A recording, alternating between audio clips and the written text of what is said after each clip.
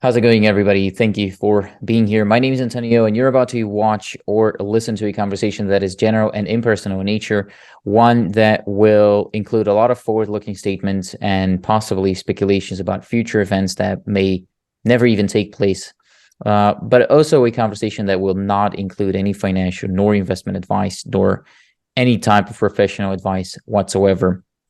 Please conduct your own due diligence. Always proceed with caution. Just do more research before trusting talking heads on the internet, right? As most people who do that appear to end up losing their money, if you've learned one thing from that crypto scandal. And that all said, Malcolm, thank you for being here today, sir. Very welcome. It's good to be here. Pleasure is absolutely all mine. By the way, I do want to preface that by saying that I just had a 2-hour teeth surgery, and I'm not a fan of taking painkillers. So today's questions might be a little bit more rambly than usual, but I am looking forward to talking to you because, Malcolm, I think you're a rather unknown name in the uranium community, which is kind of strange to me because you're a 50-year nuclear veteran. You can tell me more about that here in a second, because you're sort of one of the OGs in the space. You spoke to Mike Alkin in 2019. That was a long podcast with Brandon Monroe. So why don't you tell me who you are, where you're from, and how and when you got into uranium? Oh, well, well, it's nuclear business. I mean, I've been in the nuclear business for 53 years. I started in my degrees in nuclear engineering. I got that at University of London, Queen Mary College, which had a university had a undergraduate degree in nuclear engineering at the time. It does not now. That program's since ended, which is a big shame because it was an excellent one. Um, in the industry for since 1972, so that's 50 years plus. Actually working in it, so 53 years all told. I started out in research, nuclear research. I spent 6 years at government research establishment. And after that, I was reactor operator. I was unit operator at Bradwell Power Station, which is one of the older Magnox stations now taken down, unfortunately. And so I spent about 5 years there. Then I moved to Canada in '82 and joined Ontario Hydro, which is in Ontario. It's the big utility in Ontario, which is now OPG plus some other small private companies, or smaller private companies, I should say. So the nuclear industry in Canada has undergone some pretty radical changes in the last 3 decades. All of it pretty good, I would say. It's all worked out well. It was a bit tumultuous at the time, working in an industry that was being turned upside down, but I think it's worked out pretty good. Now we have 2 major utilities: Bruce Power, which runs the Bruce site, which is the largest nuclear power plant in the world. It's got 8 units there, something like 7,000 megawatts roughly. And I worked there for a while. I worked all over Ontario, just about everywhere. I worked at every nuclear power station in Ontario at some point or other, except Douglas Point. I don't think I ever worked there. Douglas Point was a research reactor. More or less, it was the first power reactor in Ontario. It was 200 megawatt, 250 megawatt unit, and they shut that down because of a few problems. I can't remember what they were now. Boilers mostly.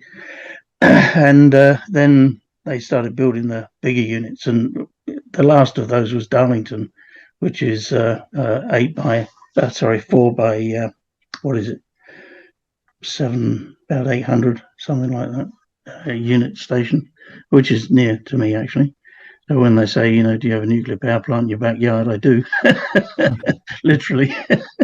Sometimes it's even safer to live next to a nuclear power plant in terms of radiation than living in the city. Because oftentimes those power plants are like out of the city, and then there's less, just general less background radiation than there is. That's something that I recently learned. It was kind of surprising to me there. Well, one of the interesting statistics that we used to put out for nuclear is that coal burning plants, because they process such a huge volume of coal, actually emit more radiation in the form of radon and radon daughters than nuclear power plants do. So Yeah, coal burning you power might want plants to email that to the German government. I don't think they know that. You mentioned oh, that the I'm pretty uni. sure they do. They just don't It's want to true. It's admit it. true. I know it's all a sort of a sham. It seems like a propped up political game with the 2 to 5 year maybe term in mind, and don't think don't think too long of a term. You did mention something interesting there. That was that the University of London dropped that nuclear engineering program. I saw that that's happened. I was not around, but it has happened in Belgium too. It's happened in many places where universities drop these programs. Even recently, one of the universities in London announced that they're not going to allow any mining companies or any other company to advertise on their website and sponsor their events and stuff like that until they start answering to better ESG standards or whatever type of nonsense they said. I don't exactly remember, but the point is that it seems like labor is becoming a very, very big issue in many of the important sectors around us. And that would include mining, obviously, but also in the energy sector. And so that reminds me of a question that I also wanted to ask about what do you think is the biggest problem in nuclear right now? So I think it's going to be shortage of skilled people. That's it? Well, it's just one of them. I mean, if the plans are to replace coal and other fossil fuels, really there is no alternative except nuclear. I mean, you hear the green folks, say that windmills and solar are going to do it, but they're not. They can't. You can't operate a grid on wind and solar. It just is not possible. Sure. And if you want to cover the entire planet in solar panels, then yeah, go ahead. We can't even provide 100% of the electricity with nuclear, let alone 100% of all fossil fuels used in the world.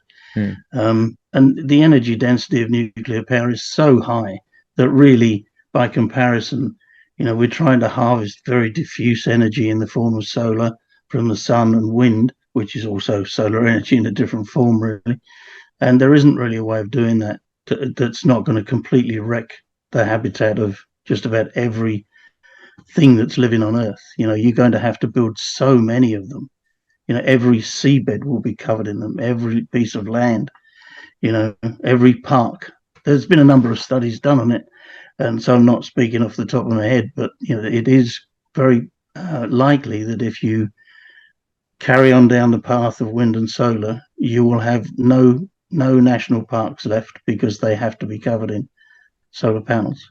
Yeah, many countries have done these studies where I think the Netherlands also did a study. What if they covered all of their available land with wind turbines? It was not going to cut it for the country either. And I guess solar and wind may have a very small part in like decentralized grids and small scale solutions, like to put it on a sailing boat or a trailer. I don't know, like small houses. I don't know, stuff like that. But it doesn't sound like a grid solution. It's just everything. You don't have to be smart because even I understand it. You look at a couple of numbers and you see that it's just not reliable. You could just not count on it, and especially not in countries like Germany where the capacity factor of solar, it's often touted to be 25%, which is not good to begin with. But that's not even the case in Germany. It's probably like what 7, 8, 10%, something along those lines. I think the best it's ever been is 15%, which is hardly surprising. Germany's not known for it being a sunny country. It's true. I read recently that there was a proposal to build a huge solar facility in Morocco to feed the UK. I don't know if you've heard of that proposal, but if you're worried about energy security from Russia, now you're going to build a 1,700-mile cable all the way from Morocco. That seems to me to be not a very wise thing to do. If the government changes in Morocco, all they got to do is turn the switch and you're done. That's true. No power. So it's not a very practical solution. Plus, there's a lot of line losses. Bringing power all the way up from Morocco to the UK or even to Europe. It's a very expensive proposition to move that amount of power. You need high voltage power lines and all the rest of it to move that. And solar is generated at low voltage, usually has to be increased in voltage, and there's losses every time you do that. and it's It's true. DC. You have to rectify it up to, you have to invert it up to AC. So you Mm, need gigantic inverters to do that. You know, they're expensive machines, very expensive machines. mm, So, you know, people come up with all these proposals, and I'm not knocking them, but, you know, you have to sit down and work out what it is you're really proposing to do. mm, The other part of it is, you know, the amount of copper that's required for solar and wind is huge, many times more than what is required in a nuclear power plant, because they're so, you know, they're such small capacity. I think the biggest wind turbine currently is about 5 megawatts. You know, that's neither here nor there in a nuclear power station. 5 megawatts is nothing. You know, mm, you get that from a change in lake temperature.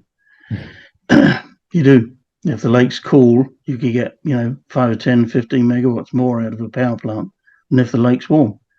So, you know, 5 megawatts is nothing for a nuclear power plant. So the scale of it is very different. You know, and I agree with you. I think what is where solar and wind are very useful is in localized applications. You know, if somebody wants to put solar panels on their roof and it's economic to do so, you know, the roof's already there. You're not building another structure. It's already done. So all you've got to do is connect it to your house through an inverter, and away you go.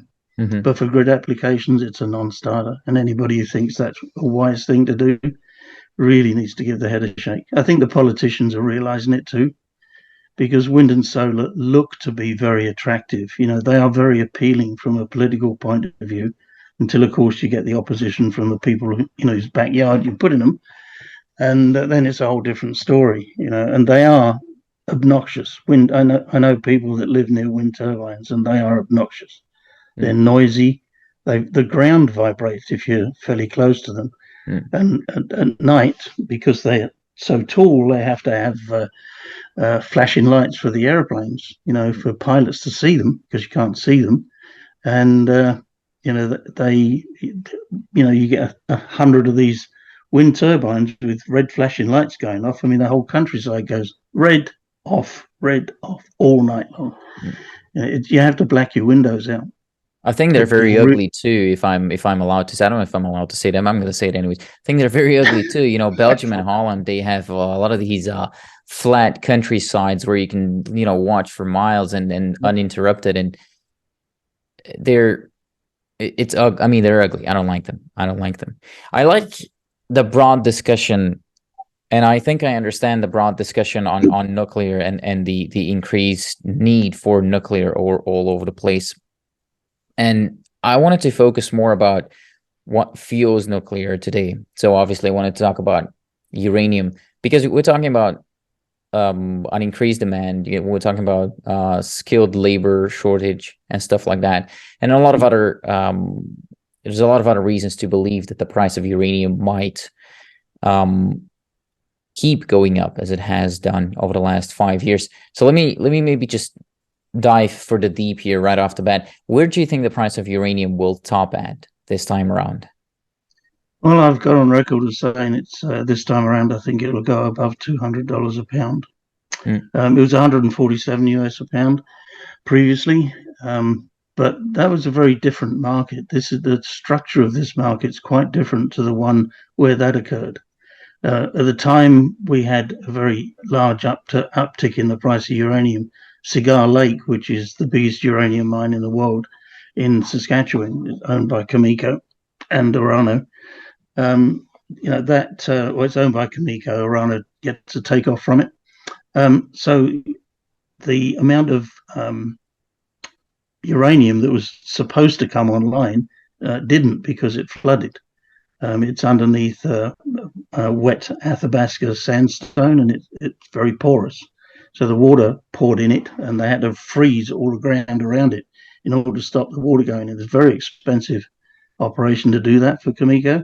You know, give them their due; they did a fantastic job of it. The mine is now working very well, and the freezing works. But there's a cost to that, and somebody has to pay those costs, and those costs are borne by the uranium consumer, mm, which is the utilities.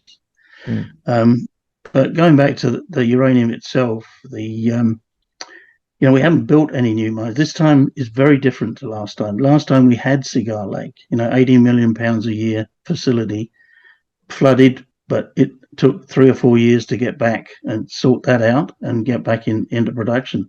Now there are no Cigar Lakes. There is not a single mine of that capacity anywhere in the world coming online. In fact, mines are shutting down. Rio Tinto has shut down, or ERA has shut down all of its mines in Australia. So it doesn't have that anymore. So Rio Tinto is pretty much out of the uranium business. Not totally, but they don't have any large supplies. So we've got a lot less mines than we had before. Plus, the mines are older. The mines don't last forever. They have to be replaced.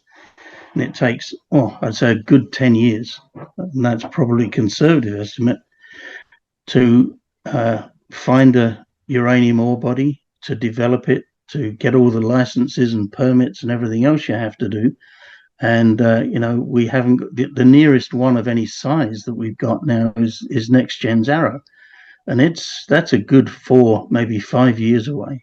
But, you'd have to speak to Lee Courier to get the details of how long that's going to be. But I suspect that it's definitely more than 3 years out. I mean, they've got 2 years licensing to do, and then they've got to build it, which is a year at least. So 3 or 4 years out is the next big uranium mine to come online. Yeah, I spoke to Lee, and he told me, he nearly promised me that he's going to bring Arrow into production during this cycle. Didn't specify the time, but they've been saying 5 years for a couple of years now, and but it's going to be an engineering challenge for sure. It's 500 kilometers away from pretty much anything, if I get it correctly. So that's not going to be easy to, and I get this point. I hear you there for sure. There is the structural deficit that is either already present or is going to be present very soon is much more clear than what it was in the bull run of the 2000 to 2007. But the thing is that we have better fundamentals. That's what it comes down to, right? The conversation that we had leading up to this question was demand side. It's improving. Great. Supply side getting more and more challenged, meaning better fundamentals for the uranium price to do what you were suggesting. But it seems that this time, if you compare it to the last cycle, the move in the price is not it's not as quick. I mean, depending on where you're counting from, if you even take the absolute bottom, which must have been around $7, if I remember correctly, $7 a pound. That was right, in 2000, and then it took it 7 years to do excuse me, to do a 20x, so to go to 140, and I'm rounding up here, and that's the price of the metal alone that I'm referring to. This time around, if you take the absolute bottom, that'd be after the Fukushima disaster, uranium spot bottomed at $18 and a couple of pennies in 2016, in November of 2016 to be specific. I remember that because I was. But anyways, there's a little over 6 years ago, right? 2022, 2016. Yeah, my math's right there. So unless uranium goes to 360, so unless the uranium goes to $360 in the next 12 months, that must mean that we're lagging the previous cycle. So how can that be? If the fundamentals in the market are really better, why are we lagging the previous cycle, and why is this one also much more volatile? I mean, the last cycle was pretty much a straight line up after a couple of years. So what do you think there, Malcolm? Oh, there's a couple of reasons for that. The last cycle we were still building nuclear power plants, and we still are around the world, but when Fukushima occurred, basically a lot of countries said they were not going to be in the nuclear business, Germany being one, many other countries, even China put its nuclear reactors on hold. So in the last cycle, before Fukushima occurred, there was still a lot of demand coming in from nuclear power plants around the world, and quite a number being built and commissioned. But that changed after Fukushima. So what didn't happen was that the miners didn't adjust their supply to meet the future demand. And that's because of long-term contracting. There was no real need to do that. So if you cast your mind back to when Fukushima occurred, there was a lawsuit where Kamiko, the TEPCO, Tokyo Electric Power Company, wanted to curtail the contract with Kamiko. They had a long-term contract with Kamiko. TEPCO is the people that ran Fukushima and a sister station, very, very large consumers of uranium. And all of a sudden that dropped down to zero, but Kamiko was still supplying those LT contracts because it's a contract. You fulfill the terms of the contract. It didn't say, if you have a tidal wave wipes out a nuclear power plant, the contract ends. That wasn't in the contract. Tokyo Electric Power said, well, this is force majeure, and therefore we should be able to terminate it. And all the legal beagles got into the act. And well, the bottom line is that the material was still being produced and fed into LT contracts that nobody could consume. All of the Japanese reactors were shut down for years. 54 of them. So that's a lot of uranium off the market, but the suppliers were still supplying. So there was a huge overhang produced, and that's why it's taken so long to get out of that overhang into the supply deficit that we're in now. Because also the other thing that was going on in parallel to that is Kazakhstan. Kazakhstan in 2000 was a small producer. Over the years between 2000 and Fukushima, it became a very large producer.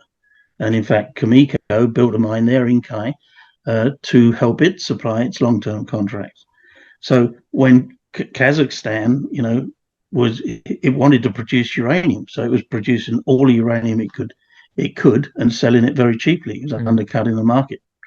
They probably won't say that, but it certainly seemed that way to me, that they were selling into markets where Kamiko probably wouldn't go. So the effect of that was to depress the spot market, because Kazakhstan was selling into the spot market, with the exception of Inkai and a few others. Generally speaking, the material was going into the spot market. Tons of spot supply available. No need to have LT contracts when you can get uranium that cheap. So if you're a utility fuel buyer, you're not going to go for an LT contract at 3 times the price. You're going to buy it on the spot market, which is what they did. So the spot market was very saturated with material, and it couldn't, people couldn't give the stuff away pretty much. It was down to, I think the lowest it went was about $14 a pound. I think it went to like 18 in 2016. That's what I remember. And there's another way also of looking at this, and I'm happy that I'm talking to you specifically because you were in the market before that bull run. That's pretty much the only bull run people talk about, the 2000 to 2007. But there's also another way of looking at that cycle, though. Specifically the one from 2007, and this one goes a little bit further than the bottom that led up to that big move. That's the most exciting part, right? $7 to $140. That's easy to understand, path of least resistance and all that. But uranium was around $16 in I want to say, taking a look at my notes, but I want to say in the late 80s going into the 90s. It then dropped roughly 50% to nearly $8 in about 3 to 4 years.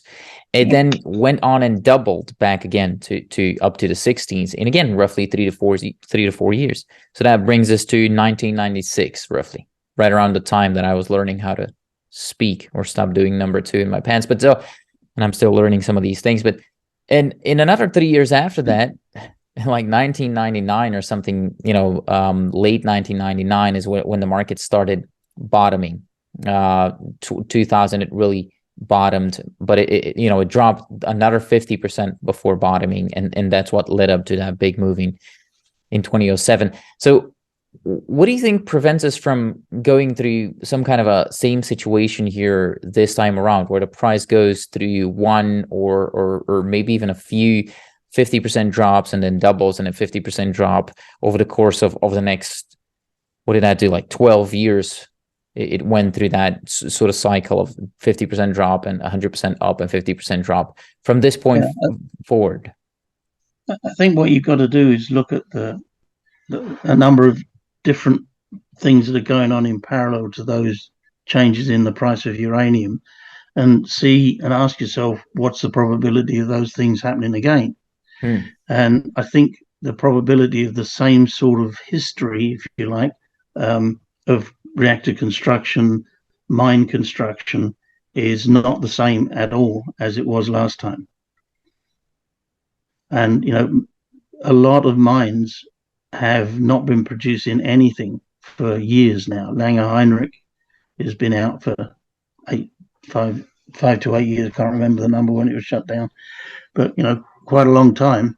They haven't been producing anything. So what's been being consumed is uranium from the overhang, either from Japan selling it back into the spot market. They say they haven't been doing that, but I suspect there was some of that. Maybe not the Japanese utilities doing it directly, but maybe saying to, you know, suppliers, we can't take any more of this, we haven't got anywhere to put it. And those people then selling it on the spot market on behalf of the utilities. I suspect something like that went on. This market is extremely different to that, completely different. The number of reactors, this is a point that I made in a few tweets. The reactors that are coming online now are big reactors, very big reactors. You know, in the 80s, 90s, early 2000s, you know, the maximum size was probably 1,000 megawatts. Now the maximum size, the French reactor is 1,600 megawatts. You know, you don't need too many of those. So Hinkley Point is 2 1,600 megawatt plants. Olkiluoto in Finland is another 1,600 megawatts. The French plant at Flamanville is another 1,600 megawatts. You've got 2 or 3 of those in China that are coming on. The difference in the fuel supply of those reactors is like night and day to a regular reactor. Number one, they're more enriched cores. They're up to 5% enrichment, which means you need a lot more U3O8 to make that 5% enriched uranium. Also, these are new cores. So when you've got to fill the whole thing with fuel, it's not like you're just putting a third of the fuel in every 18 months or so. Now all of these big reactors are taking huge amounts of uranium just to put the first fuel load in the core. So there's 56 of those under construction. They're not all 1,600 megawatts, but Baraka is 1,400 megawatts, for example. Each whole plant is 5,600 megawatts. You know, massive amounts of fuel are required for those reactors. They are big, big reactors. So the demand, it's not reactor numbers. People often get muddled up. It's not the number of reactors that come online, it's the megawatts that come online. That's what determines the fuel load, not the number of reactors. And the number of reactors coming online, you know, 20 years ago may have been the same, but the capacity increase wasn't. The capacity increase now from those 56 reactors, I think it's nearly 60,000 megawatts, 59,000 something. Yep. So the majority of them are 1,000 megawatts. But on top of that, you've also got the fact that when you decide you're going to build a nuclear reactor, you don't just build it. You have to have a fuel supply contract that goes along with it, because the thing's just a pile of concrete without the fuel. It doesn't do anything. So if you don't have the fuel lined up and a long-term supply contract for that fuel before the reactors are started up, so you're going to be doing that when you announce the reactor. So the company, let's say Orano, that has the contract for, I believe they have it for Baraka, they are going to be looking for uranium well ahead of those plants actually starting up. You know, you need to have the uranium before you can make the thing go critical. So in order to start it up, you've got to have the uranium. It's not just the U3O8. You've got to remember that U3O8 is just the raw material. So once that comes out of the mine for PWRs and light water reactors in general, you have to enrich it. Well, that means you've got to convert it into UF6, because you can't enrich U3O8. It has to go to UF6. So you've got a conversion issue there. Are there enough conversion facilities in the world? The answer is no, there isn't. We've shut down several of them. There's only one in North America. It's actually just down the road from me, Port Hope, in Ontario. That's the only one in North America, as far as I'm aware. So we have a conversion problem. If you've noticed, the price of conversion has shot up lately, 3 times what it was. And that's because there is a shortage of supply of conversion facilities. And the next step in that process is enrichment. There are no enrichment facilities in Canada. There are enrichment facilities in the United States, just one plant left. That's all they have. And that's not owned by the states. It's owned by Urenco. So, the problem is that most of the enrichment capability and the conversion capability is within Russia right now. So, there has been no embargo on Russia for uranium, and I don't expect there will be, because if they do, then most Western reactors are going to shut down, I think, because they won't have the fuel supply. There's another little twist to this story, which has occurred, and that is when you enrich uranium, you do it with a thing called a gas centrifuge, which basically spins the uranium at really high speed, the UF6 gas at very high speed, and the heavier atoms spin out to the side, and the lighter ones go down the middle. If you do that several thousand times or several hundred times, you'll get enriched uranium out of the end. So the amount of uranium U-235 in the ore that you get out is only 0.7%. So most of it, 99.3% of it, is uranium-238, which is not, it's fissile, but I'll get into that in a minute. But the uranium-235 is what you need in a nuclear reactor. If you put U-238 in a nuclear reactor, it won't go. You need U-235 in order to get the fission process started. Once you have it started, then you can start converting U-238 into plutonium, which is what actually fuels most reactors, surprisingly. It's not the U-235. Anyway, so once you got it started, you need to enrich the fuel. And in order to do that, you need a gas centrifuge. And in order to get from 0.7 to a higher level of enrichment, depends on the number of what they call separative work units. So that's how, basically, it's a measure of how much energy you need to get from 0.7 up to whatever enrichment level the fuel requires. So, and that'll be different for every fuel assembly. Some of them are the same, the majority of them are different, depends where they are in the reactor.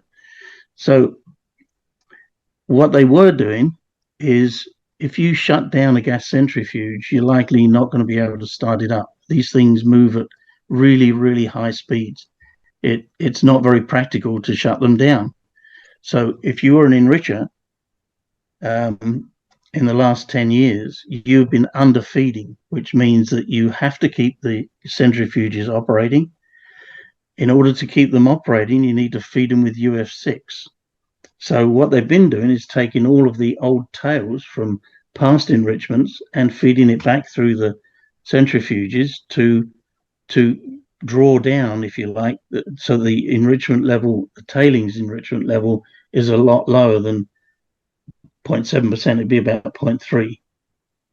So that is, where do they sell the uranium? So now they're basically enriching uranium back up to its 0.7% level. So they're actually making U308, if you like, or natural UF6 is probably the best way to describe it. Mm-hmm. In other words, they take tailings at 0.3% and they'll enrich them back up to 0.7% and then sell that into the conversion market because it's already UF6. They don't want to convert it back. So now you've been selling that into the spot market. So uranium has been having this extra feed supply of underfed uranium from the enrichment plants, which wasn't there before. It's another reason why the market's taken so long to recover, because nobody wanted to build new plants. There was no enrichment going on. So the enrichers don't want to wreck their plant, so they want to keep them running. And that's how they do it. One of the foibles of the nuclear industry, you can't just shut these plants down. You can, but chances of restarting them and things not going right are very high. The metallurgy of them is, once you shut them down, you pretty much wreck the centrifuge. So underfeeding has been a key issue for the industry for a long time. And that's been sold into the spot market at whatever, as long as it covers their costs. I don't think the enrichers were too bothered what the price was. Comico probably was, but not the enrichers. So that's what's been going on. One of the things that's been going on in the last little while. But I've been going backwards and forwards with Uranium Insider, John, and I think we agree that it's a very different market this time for a number of reasons. Apart from all of the complications of the war in Ukraine, which has certainly thrown a wrench in the works, but I think that this market is structurally very different to the one that happened before. They're overlaid on this whole thing, apart from all the details about how uranium is produced and used and all the rest of it. There's this whole issue of climate change and whether nuclear is going to be a big part of that. And obviously it is. There's no, you can't go out of, quit fossil fuels without using nuclear power. It's just not practical. Even China, it's still building coal burning power plants, and it has one of the most ambitious construction projects in the world. They've got 54. I think their plans are to have another 150. So they'll have 200 reactors by the time they're done. If that carries on, I mean, China has very little uranium of its own. So it's going around the world trying to find uranium, as it should do. I mean, you've got a program, you've got to keep it supplied with fuel. Plus, there's the energy security thing on top of this. Energy security, I think a lot of people have realized that is really important. If somebody turns the taps off your oil supply, your gas supply, you're really up the creek. And that's a big advantage of uranium. I mean, you can store all the uranium you need for 10 years of operation in a small warehouse. So you could build enough fuel bundles to keep you running for 10 years. And it doesn't matter what, if your fuel supply goes broke or whatever, you can still keep the plant running. And then you've got 10 years in which to resolve those issues. You can't do that with gas. Once the valves are off, you got no gas. Can't store it very easily. Well, you can. There are storage facilities, but they're quite inadequate compared to the demand for natural gas. Right. So uranium is quite unique in that respect. You can store so much energy in such a small place. It's its energy density. It's the major advantage of nuclear. Always has been. How do we know there's not a shed out there? It's been a sort of a running joke in the industry since one fund manager said it. But how do we know there's not a shed of uranium fuel somewhere in the desert, like 1 billion pounds of worth of nuclear fuel waiting there to just drop on the high prices? There could be. Anything's possible. If there was, we'd probably have located it by now. Uranium's not very difficult to locate, not very big, but it's radioactive, so you can find it. It's not that hard. Sure. I think that's a thing that I must have said it jokingly. And so to go back to your point of this market really is different. They say those are the most dangerous words in investing. This time is different. This market is different. But it is. And you mentioning conversion and enrichment, though, sort of almost makes me worry, because those markets are different, and the whole supply chain is now also challenged, and all that you mentioned. And you and me, we're not the only ones who know that. I mean, utilities obviously knew that before us, probably. And I guess what I got from what you said is that utilities want to go they don't want to go into contracting unless they know that the contracts will be fulfilled. And those contracts are simply not getting fulfilled unless conversion and enrichment capacity is sufficient to do that. So why I said I'm getting worried is because couldn't that potentially be the bottleneck, if you will, for the uranium thesis? Couldn't that mean that the uranium bull cycle, or at least in the capacity that we're hoping for, it might be dependent on the speed at which conversion and enrichment facilities come online? Absolutely. Oh, yeah, I agree. I don't think it's going to have that much of an effect on uranium price itself. What we've seen so far is a switch by the enrichers from underfeeding to overfeeding, which is the reverse of what I said. In order to get product out of the door, you can leave, say, 0.6% of the uranium in the UF6. So the tailings, what's left at the end of the day, may be only down to 0.6. In other words, you've taken from 0.7 down to 0.6 of the uranium atoms out of that fuel and put it into higher enrichment UF6. So you've taken the feedstock down from 0.7 down to 0.6, which is not very good use of the initial feedstock, and you've taken that uranium. That means you need less separative work units to get you there. So the less, the higher the tailings assay is the word they use. The higher the tailings assay, the less you need. You're feeding more material through the process, but the tails assay is not as low as you would like it to be efficient. That means you're leaving a lot of uranium on the table, but you're able to get the enriched uranium out of the door quicker. That's what overfeeding is in a nutshell. So what that means is that now we've got the reverse case. Now we've got, because we're doing that, and it's well known that the enrichers are doing that, at least the Western ones. I don't know about Russia, but certainly the Western enrichers are doing that. So they're leaving uranium in the tails at a much higher level than they would otherwise do in order to speed up the process so they can get the enriched product out of the door faster. So what happens when, I lost my train of thought here. The net result of that is twofold. First, you need more UF6. Right, if you've got a barrel of UF6 and you only take it down to 0.6, whereas you would normally need to take it down to, say, 0.3, you need more barrels of UF6 to make the same amount of enriched product. So that means you need more conversion, because you don't put U3O8 into a reactor. It's UO2, uranium dioxide, that actually goes in the reactor.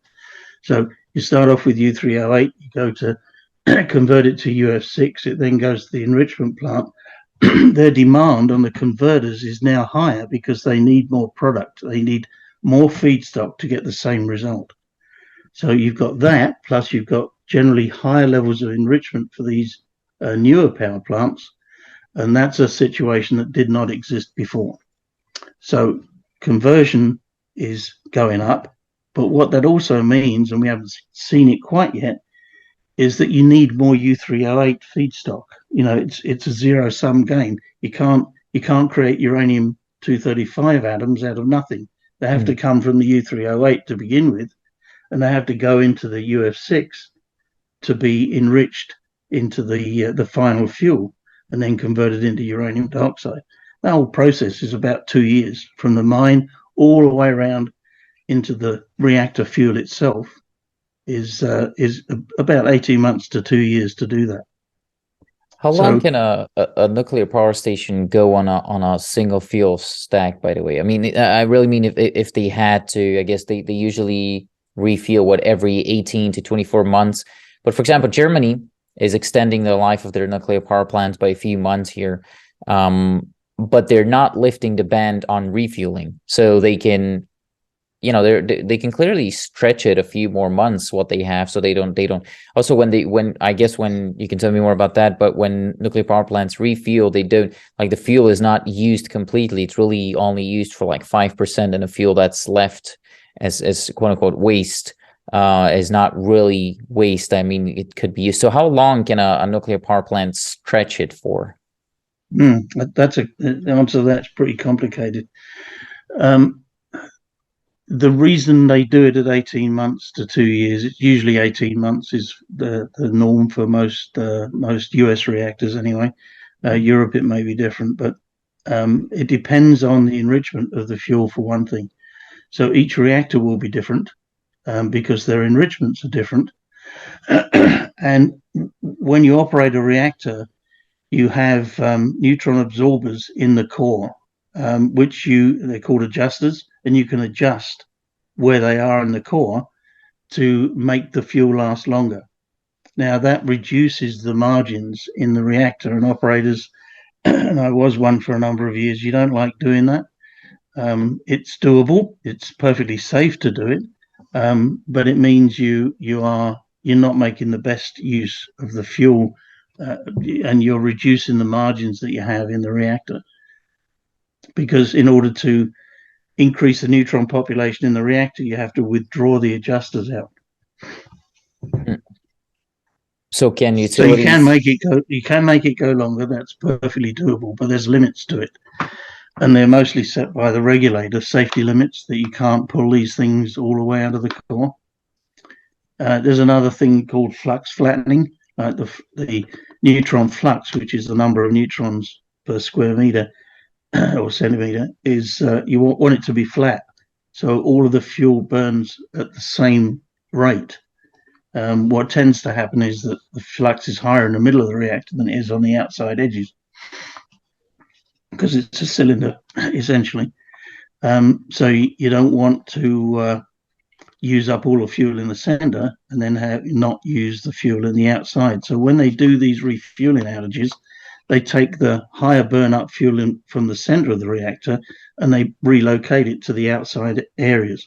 That's another thing they can do, is fuel shuffling to help them get over that. But it's the reactor fuel and physics guys in each individual plant would be the ones to work all that lot out, and it can be done without refueling, but there's limits to it.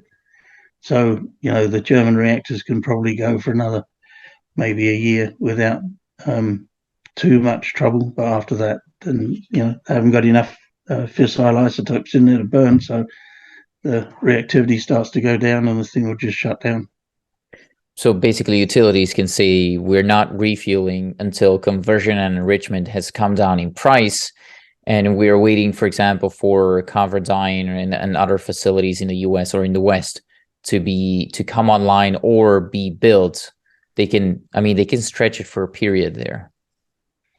They wouldn't like to do that. Most reactors like to operate on a level of certainty. They would only do that if they're in a situation like Germany, where the government, because they're fuel and physics experts, as we know, when the government says you've got to run them for another 6 months, but you can't refuel, that's a really unusual situation.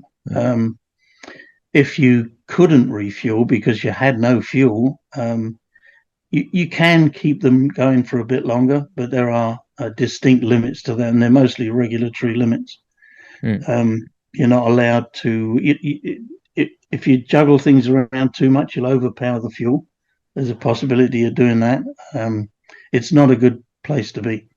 Most operators would not want to be there, unless so they wouldn't do it for financial gain. Like if they say it's too expensive, because I know uranium U3O8 is not a large part of the cost of producing the energy.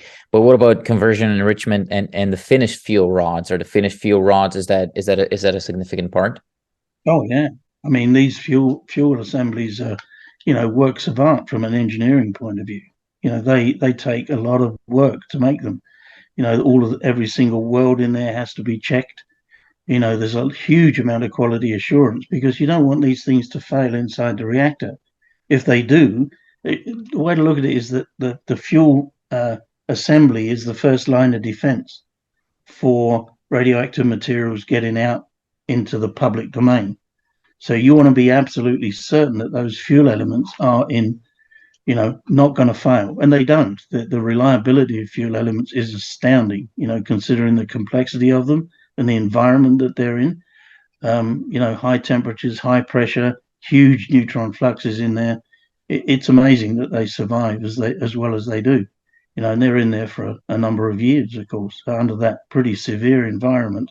The fuel failure rate is very, very close to zero. So in order to do that, you need very high levels of quality assurance, checks along the manufacturing process. The U3O8 part of it is the easy bit, and it's the smallest cost. I used to have a cost breakdown of that. I think it's something like about 15%, maybe less than 15% of the total cost. That's for the fuel rods. Yeah. Most of it is in the manufacturing of the fuel assemblies themselves. Once you've got the UF6, UF6 is no good to you in a reactor. You have to reconvert that to uranium dioxide. So, there's quite a process involved in actually getting you to a finished fuel bundle from the U3O8. And it's not just conversion or enrichment. You've got to make it. You've got to make the U3O8 pellets at the right enrichment. You've got to assemble the fuel bundles and check them and test them and everything else. It sounds huge amount of work.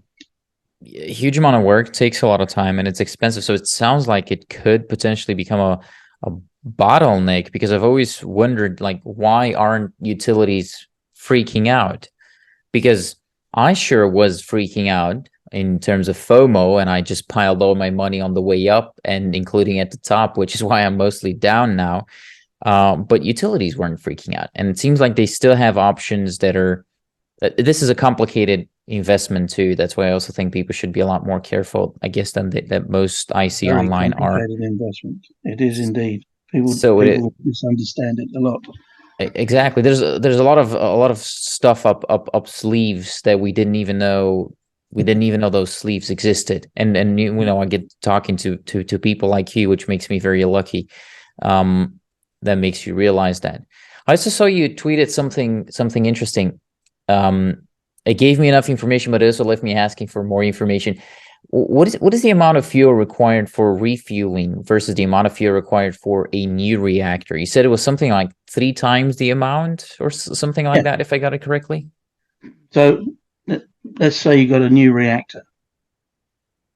It's got holes in it where the fuel bundles go, right? So they're like in a PWR, they're like square assemblies, and they're about, I'd say, 30 feet long.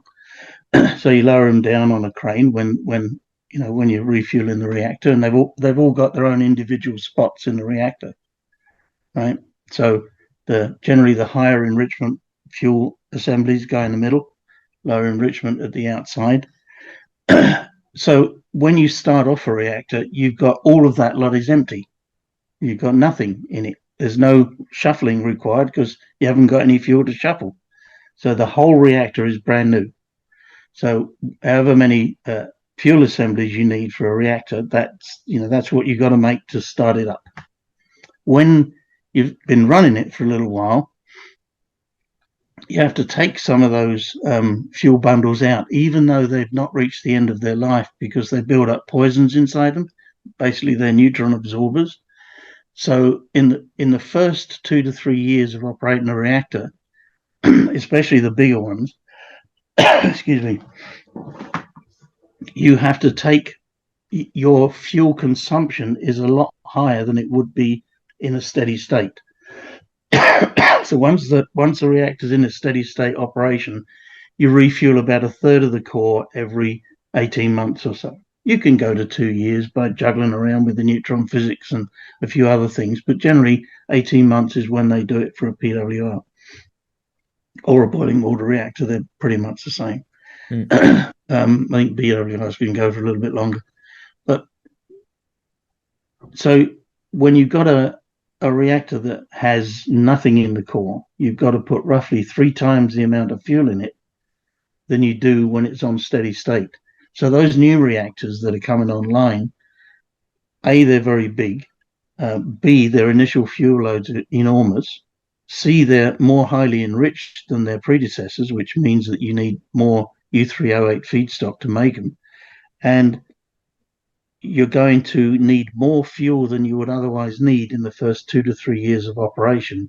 And then you're back into refueling every 18 months or so.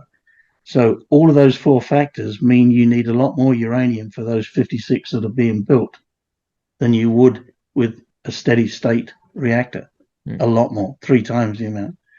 And roughly speaking, I mean, this you'd have to do the calculations in detail, but roughly speaking, 56 reactors is roughly the equivalent uranium consumption of 168 reactors, which is a lot. That's a third of the current reactor fleet. Yeah, that's about right. It's about what, 450 currently online. But that makes me think that by the end of this decade, when a lot more of these reactors come online, we would have a momentarily surge of demand there when they all come online, because they're going to have to be initially fueled. So it's going to be even more than the refueling that we have now, because now it's mostly refueling, right? We haven't had many reactors come online. What's the last one that came online in the US was, I guess, 2016. Took it a couple of decades to come online too. That's maybe another story too. But yeah, it's what's bar. Yeah, that's you're right. You're right. Malcolm, I've really the manager of TVA. I've really enjoyed our talk. I know you almost have to leave here because I've taken more of your time than you already had promised me. One last question, maybe, and you can choose to answer it briefly or don't answer it at all. But when you went on Mike Alkin's show, that episode was called "The Best Risk Reward Setup That I Have Ever Seen." That was Mike Alkin speaking, but you sort of agreed with him. But that was even before the URNM ETF got listed. It got listed, I believe, at something like 25. It's now at 65. The URA was trading at around 10. The URA ETF, URA ETF, it's now at around 20. So times it's above 20 actually, but times have changed in the price. So risk reward, but so have the fundamentals, and I guess for the better. So do you think that's still true? Like, is uranium, in your opinion, the best risk reward setup that you're seeing right now? It depends. If you're looking at the commodity itself through the ETFs, uranium has already had quite a good run up from where it was. It's now $50 a pound, roughly. So it's gone up, 2.5, 3 times maybe from where it was. The question now is, if you were to invest right now,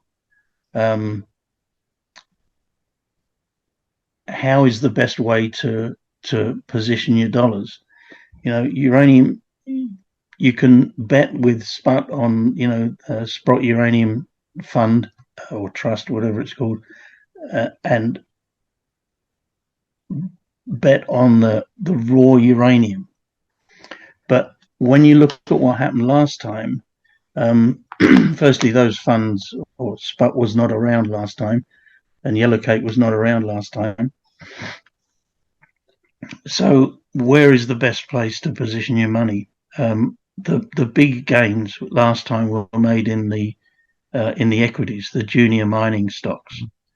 Rick Rawls famously said, I mean, that's what made him a multi-millionaire, was betting on Paladin. It went from 1 cent to $10. That's 10,000%. You don't need to put very much money down to make you very wealthy.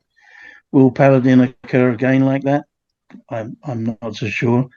I mean, some of the ones that I bought early, like NextGen, have done extremely well. They're over 1,000% for me now, but that's then. This is now. Will it do that again? Well, in order to do that, it would have to go another they'd have to go up to $50. It's tough too, by the way, because fundamentally, I'm sorry for being interruptive, but fundamentally, Paladin, well, what they did is they went from a shell of a company having nothing to having an exploration target, drilling it, defining, going into production within one cycle. Yeah. And these returns, even if you were able to get them, I guess mathematically, if there was room to get them mathematically, is there anybody fundamentally? Is there one company fundamentally that is in the position to do that right now? And Rick has also told me a few times that likely the company that's going to perform the best during this cycle is not yet existent or something along those lines. So just to your point, but please continue. What's happening right now is that the sector only has retail investors in it for the most part. The big pension funds, the Warren Buffetts, the Soroses of the world, they're not in this market. So, they get into things when there's money to be made. And because these funds are so big, they can change the whole market dynamic. This is such a small market. That's something you have to realize as well. It's not like the iron ore market, which is huge. It is not like the coal market. It is very different from any of those because the number of players in it is extremely small. There's no more than 50 junior stocks out there. There are a few more than that nowadays, but there were 500 in 2007. Now there's 50. So the number of them has dropped down substantially because most of them went out of business because they couldn't produce within the cycle. And then, there's no point in producing because they couldn't sell it anyway. So, a lot of those closed up shop and went broke. I think there are opportunities there. If that's an interesting statement that Rick's made. What he's saying really is that this uranium bull is going to go on for a long time, because in order for a company to do that, to start up, come into existence, find a prospective uranium deposit and get somewhere near production, that's, you're looking at 5 or 6, maybe 10 years to do that. So I think that's also what's different about this market. It's going to go on for a lot longer. I don't think it's going to be, a spike and then down again. I think it's going to be a prolonged. There might be a spike, but it'll be a prolonged high price for quite a while, unless the Chinese do something, But they're scouring the earth for uranium. They're buying into any uranium company they can get their hands on. They own a part of fission uranium. I think they own 25% of that. They own 25% of Langer Heinrich. They also bought the Husab mine in Namibia, and what's the one from the Rossing mine from Rio Tinto. So they're looking around for uranium. They need a lot of uranium, so they're going to be scouring the earth for it. And once they've bought it, they've locked up that supply. That's not available to the US or anybody else. They've got it, and good luck to them. I mean, they're smart people, really smart people.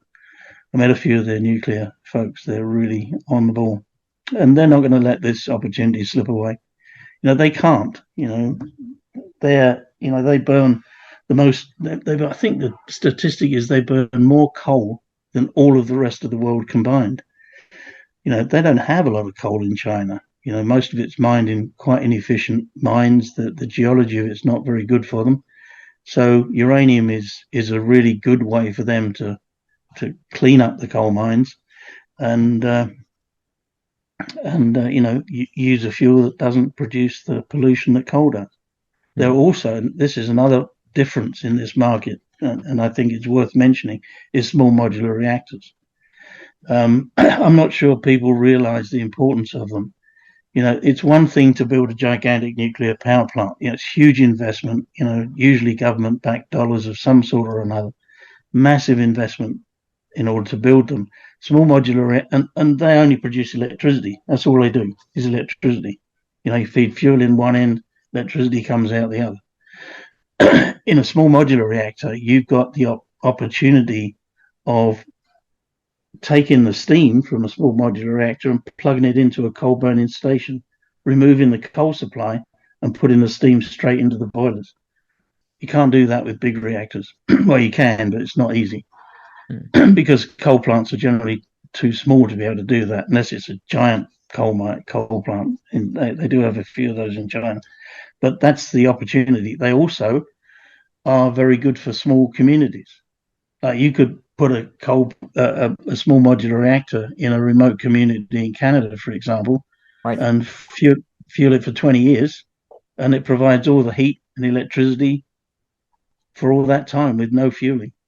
You just build it, take it on a flatbed truck on an ice road, put it in the community, and it just sits there making energy.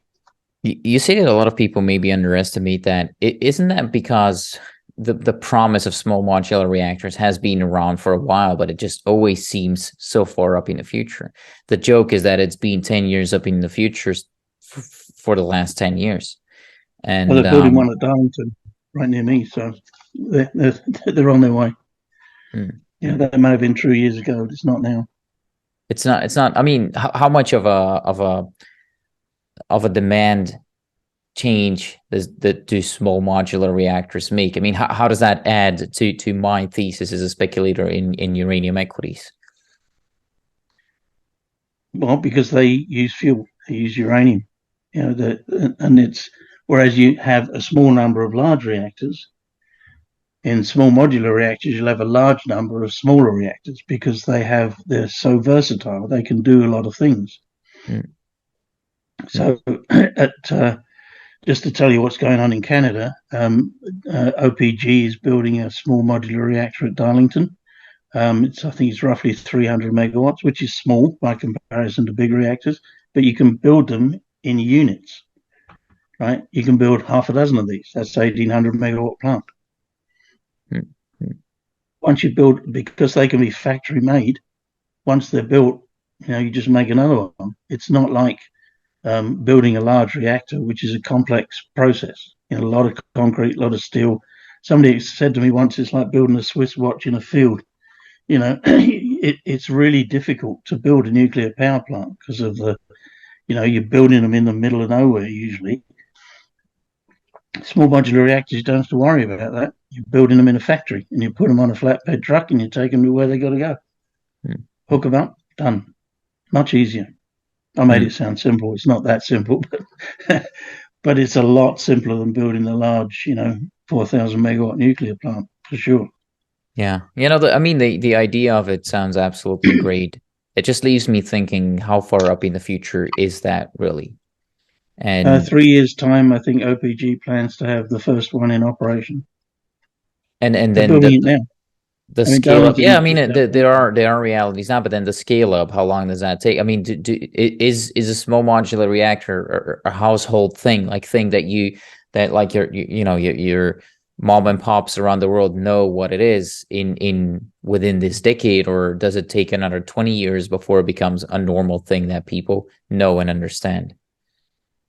I'm not sure most people would really all that bothered about where their electricity comes from. They're not. Most people think electricity comes out the wall. They're not. There's a whole complex industry behind creating electricity. It's not simple at all, but it's been very reliable over the decades, and we've lulled people into a sense of complacency. I think that because it's always been there, it always will be there. But there's a lot of complexity to delivering it, not just in the nuclear side of things, but the grid, the power lines, all of that stuff. It's not a straightforward process. We've taken it for granted because it has been so reliable over the decades. Do I expect SMRs to be a household word? No, not in, the local guy down the high street's not going to suddenly, jump up and down and say, oh, I've got a new SMR being built. The Mio may be because he knows, but they will become more popular. I mean, because of the different types of them that there are. What's the time? About another 10 minutes, I suppose. They have different applications. That's the key, right? If you are an industrial let me give you an example. Let's say you wanted to produce hydrogen. Now, it's pointless producing hydrogen from methane. You're making more CO2 than if you didn't do it that way, right? Hydrogen doesn't occur naturally. Hydrogen occurs by breaking water apart, or methane. That's how most of it's made now, reformation of methane. So you're not really doing much if you're making hydrogen, except if you make it with a nuclear power station. That way, you've got a zero carbon input technology that is producing a zero carbon product like hydrogen that can be burnt, and all you get is water. But you can only do it with a nuclear power plant, and SMRs are ideal for doing that. Yep. The range of them is usually up to 300 megawatts, although Rolls-Royce has a 470 megawatt machine. It's interesting that it's called small. The reactor I used to operate, it's not small. 470 is not small. I mean, but that's the key thing, is they can produce heat, they can produce hydrogen, they can produce a lot of different useful industrial products, and they're very easy to build. Once you built them, you just build another one. Mm-hmm. So very simple to construct, depending on the type of reactor it is. The downside is that except for boiling water reactors and PWRs, the technology for the rest of the SMRs is quite new. These molten salt reactors, there is no molten salt reactor that's in commercial operation. Oak Ridge has had one in the States and proved the concept. So we know the concept works, but building a reactor is a whole different ball game than building a research reactor. It's not the same at all. Problems with scaling things up, and things that we've run across in the nuclear industry for years. What works at 100 megawatts may not work at 1,000 megawatts. So you have that issue that needs to be sorted out. But there's two companies in New Brunswick, one of the Canadian provinces out east, that's they're building 2 reactors there, 2 small modular reactors. One of them actually burns waste fuel, so it can take all of the used fuel from old reactors and burn it, which I think is just a fantastic concept. But there are none of them in operation yet. So we're in the early stages of that technology.